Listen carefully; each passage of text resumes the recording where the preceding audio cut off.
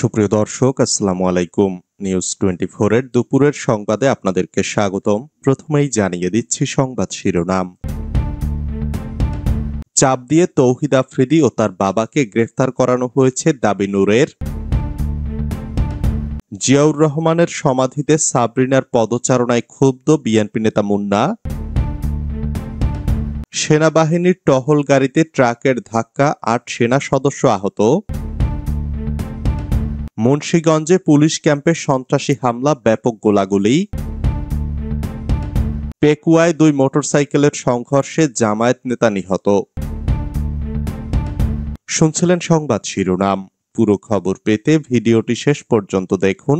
সর্বশেষ সংবাদ পেতে চ্যানেলটি সাবস্ক্রাইব করুন। এবার বিস্তারিত। চাপ দিয়ে তৌহিদ আফ্রিদি ও তার বাবাকে গ্রেফতার করানো হয়েছে দাবি নূরের। গণ অধিকার পরিষদের সভাপতি নুরুল হক নূর অভিযোগ করেছেন, কিছু ব্যক্তি যোগ সাজশে মাই টিভির চেয়ারম্যান নাসির উদ্দিন সাথী ও তার ছেলে কন্টেন্ট ক্রিয়েটর তৌহিদ আফ্রিদিকে গ্রেফতার করিয়েছে। সোমবার দিবাগত রাতে নিজের ফেসবুকে দেওয়া এক স্ট্যাটাসে এ কথা বলেন নূর। নুরুল হক নূর দাবি করেন, জনকণ্ঠ দখলের ন্যায় মাই টিভি দখলেও সুপরিকল্পিতভাবে কিছু ব্যক্তি পরস্পর যোগ সাজশে মাই টিভির চেয়ারম্যান নাসির উদ্দিন সাথী ও তার ছেলে তৌহিদ আফ্রিদিকে গ্রেফতার করিয়েছে। এতদিন তারা নগদ 5 কোটি কিংবা শেয়ার লিখে নেয়ার দেন দরবার করেছে, সমঝোতায় মিলেনি। তাই ডিজিটাল ও ফিজিক্যাল মবের মাধ্যমে প্রশাসনের উপর চাপ সৃষ্টি করে তৌহিদ আফ্রিদি ও তার বাবাকে গ্রেফতার করিয়েছে। ঢাকা বিশ্ববিদ্যালয় কেন্দ্রীয় ছাত্র সংসদের সাবেক ভিপি নূর বলেন, এই যে তৌহিদ আফ্রিদি ও তার বাবাকে যাত্রাবাড়ী থানার ছাত্র হত্যা মামলায় আসামি করে 1 বছর পর গ্রেফতার করানো হয়েছে, মামলার বাদী কি জানে এই মামলায় কাকে কাকে আসামি করা হয়েছে? তৌহিদ আফ্রিদি কিংবা তার বাবা ছাত্র হত্যা করেছে এই মামলা প্রমাণ করতে পারবে? তাহলে কেন এই নাটক? আফ্রিদি যদি লীগের হয়ে কিছু করে থাকে সেজন্য তাকে সুনির্দিষ্টভাবে সেসব অভিযোগে মামলা দেওয়া যেত বলে উল্লেখ করেন নূর।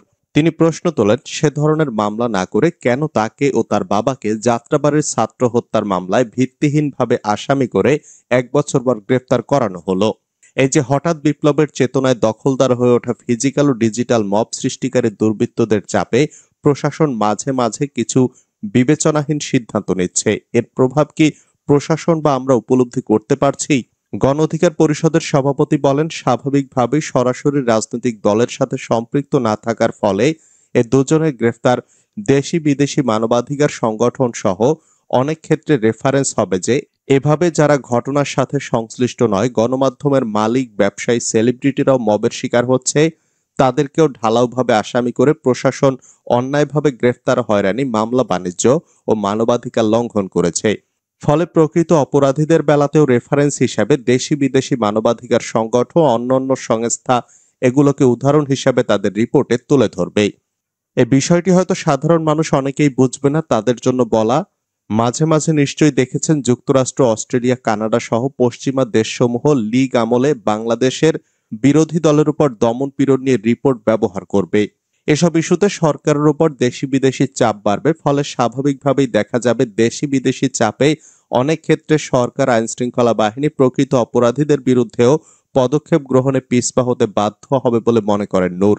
তিনি বলেন, কার্যত এসব ভুল পদক্ষেপ প্রকারান্তরে ফেসিবাদের ফেরারি রাস্তা তৈরিতেই সহায়ক ভূমিকা পালন করবে।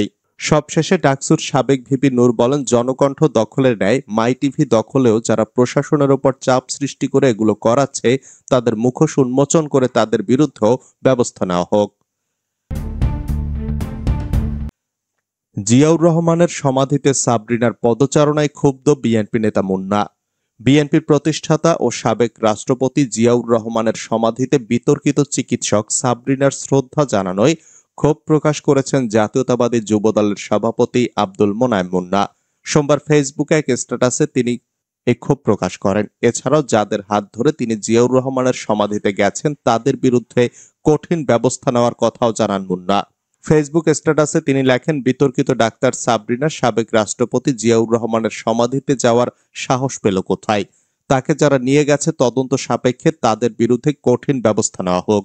স্ট্যাটাস দেওয়ার পর থেকে নেটিজেনরা তার এই পোস্টে নানা মন্তব্য করছেন। কেউ লিখছেন, সহমত ভাই, কেউ বা লিখেছেন ধন্যবাদ আপনাকে ভাই, আবার কেউ লিখেছেন সুযোগ সন্ধানীদের বিষয় এখনই সতর্ক হওয়া উচিত।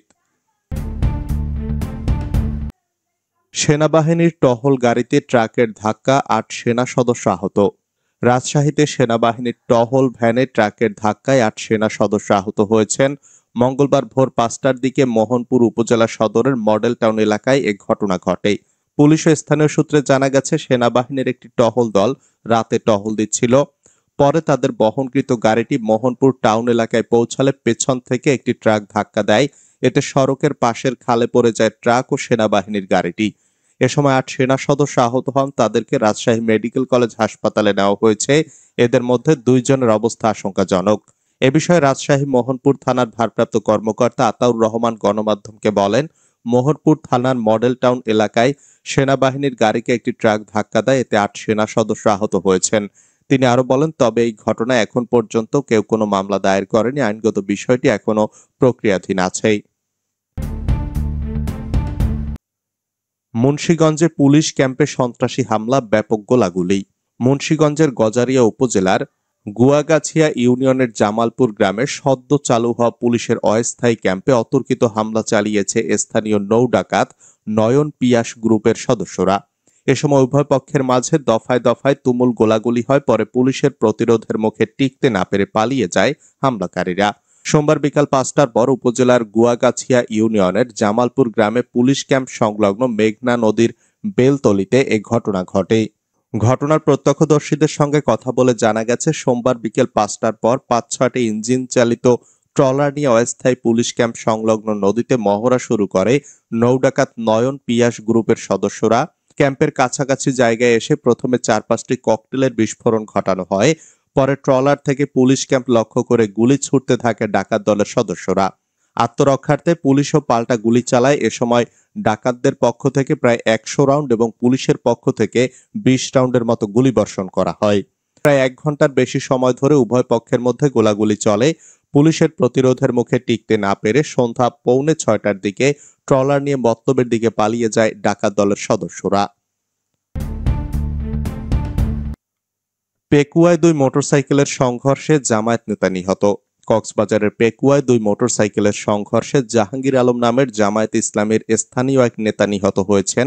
গতকাল সোমবার রাত ৯টার দিকে উপজেলার পেকুয়া সদর ইউনিয়নের ভোলাইয়া ঘোনার ৩ রাস্তার মাথা এলাকায় এ দুর্ঘটনা ঘটে। নিহত জাহাঙ্গীর আলম পেকুয়া সদর ইউনিয়ন জামায়াতের সহকারী সেক্রেটারি পদে ছিলেন। তার বাড়ি সদর ইউনিয়নের পূর্ব গোয়াখালী টেকপাড়া এলাকায়। স্থানীয় মৈয়াদিয়া জামে মসজিদের খতিব ছিলেন তিনি।